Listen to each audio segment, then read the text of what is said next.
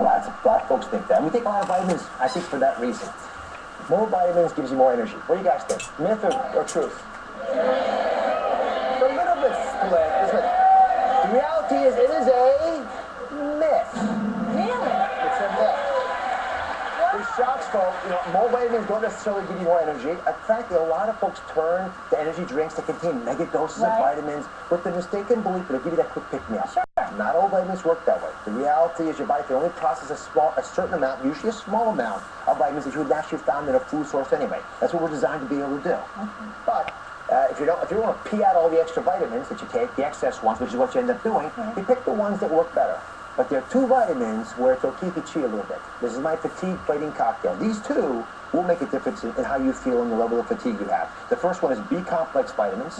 You can take 50 milligrams. So say 50 milligram complex on it. It's not 50 milligrams of all the B vitamins, but of the big ones it is.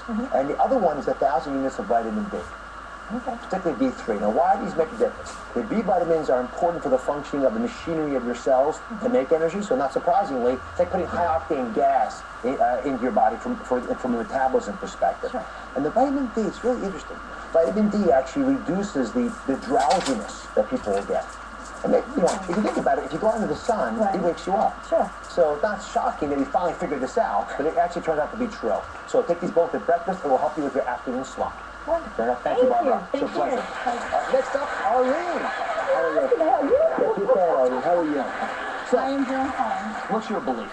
I believe buying cold medication that's non-drowsy helps you stay awake when you're sick and you go to work. True? Not true? Let's find out. Non-drowsy meds won't make you drowsy. Audience, truth or myth? Very split. Very split. It turns out it is a myth that non-drowsy meds will make you not tired. It turns out that a lot of it has to do with how you become drowsy.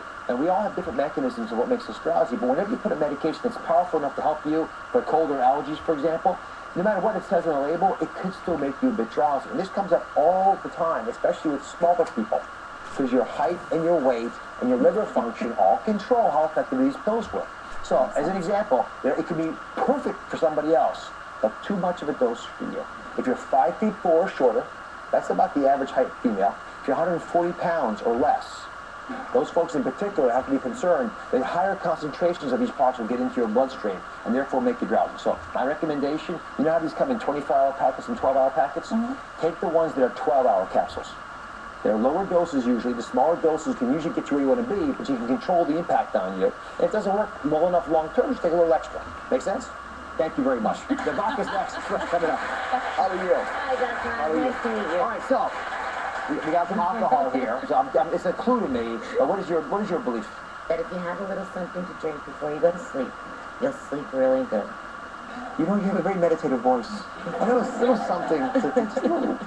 So, the audience, what do you guys think? Here's what I'm hearing. I hear a lot of people who want to believe that it's true, but it turns out it is a myth. Night caps cannot help you sleep better. Here's what people think. People figure that alcohol relaxes you. That part is actually true. The problem is that as you metabolize it, it doesn't let you go into a deep sleep. So you'll find that 2-3 hours later you wake up, now you're really in a bad state. So the solutions are don't drink alcohol within 3 hours of bedtime, which I know is sometimes hard to do because you're out having, at a party with friends or having a late dinner. Even wine? Any alcohol, ideally. Any alcohol. I like where you're going now. Even wine. But the other little trick, if you really want to have alcohol in the night, is to have clear colored alcohol. The vodkas and the gins tend not to mess up your sleep quite as much as the darker ones, the scotches. You're high-fiving over there. All right. Is that doable? Yes. It's a compromise. Yes. Thank you very much. And finally, Latonia, welcome to the show. How are you? Good. So what is your belief? I believe that if you take a 15-minute to maybe a 2-hour a nap, that I'll have more energy. And I truly do that almost every night. That's a big range, 2 hours, so 15 minutes. Yeah, but when I do that, I'm up until 2 in the morning sometimes. You feel good still? I feel good. And then I go to sleep, and then I'm up around 4:30. So just to restate the belief, is that the longer you sleep, the longer you nap, the more energized you're going to feel. Yes. Okay, audience, truth or myth? I'll tell you, I like this. They don't know for sure. This is a myth, folks. It's a myth. Yes. Naps can actually make you feel more tired if you don't do them the right way. Now, I like napping. But the part of the statement I don't like is the longer you nap, the more energized you feel. The problem is, as you nap more than half an hour or so, you go into a very deep level of sleep. So when you wake up from those 2-hour siestas that you're talking about, it's hard to get your brain back in gear again because it's used to being in a really deep state of relaxation. So unless you get lucky and come out of your nap when you happen to be in that later sleep that you normally only initially get into, you're not going to quite feel yourself. So can I give you my nap attack plan? Yes, you can. And I actually do this myself. Okay. Okay, you want your nap to be between 20 and 30 minutes. Okay. Okay. And you want to take your nap between 1 in the afternoon and roughly 4 in the afternoon. Try to squeeze into that routine. That's the quick pick-me-up kind of nap that won't mess up your sleep. I don't want you up till 2 in the morning. I want you to go to bed at 11 o'clock, 10:30, 10, whatever you need to be, and still taking a nap. Okay. If you can do it with the extra sleep. Okay. Fair I think enough? I can do that. All right. Thank you very much. Thank you. All right. When I come back, I'm debunking one of the biggest diet myths of them all. It's your own fault if you can't lose a pound. Guess what? It's not true. A hidden food allergy could make you fat. The test you need to take is up next.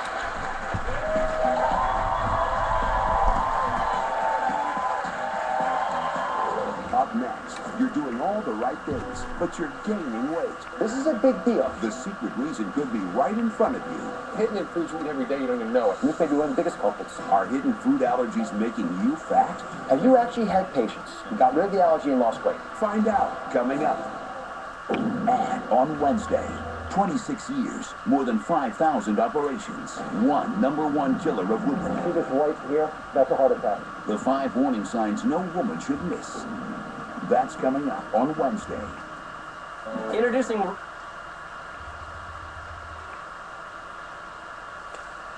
Okay, so a song by Paul Beckman, Paul Rainbow Song. Hi there. Okay. Using guitar chords. C, A7, possibly G11 and G7. The song is going to be called Sleeping at 10. Going to sleep at 10 or 11 is better than staying up till 2.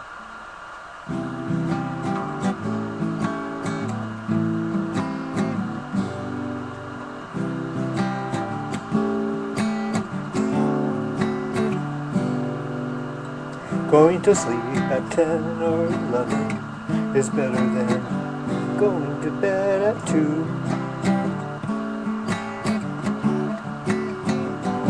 Well, they say going to bed at 10 or 11 is better than going to sleep at 2. 10 or 11 a.m. versus 2 a.m. 11 or 10 p.m. versus 2 a.m. Well, they say it's better.